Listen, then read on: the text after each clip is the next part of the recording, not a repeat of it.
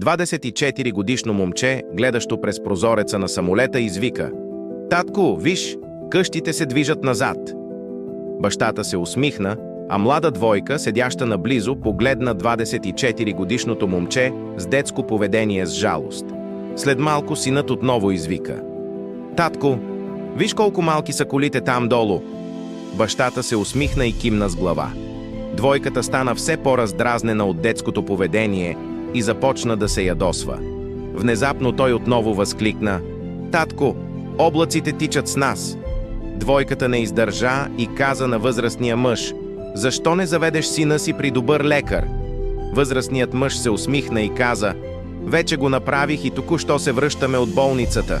Синът ми беше сляп от раждането си и днес за първи път видя света.“ Нещата не винаги са такива, каквито изглеждат. Всеки има своя история. Избягвайте да съдите другите, защото реалността на тяхната ситуация може да ви изненада и да ви покаже красотата в живота.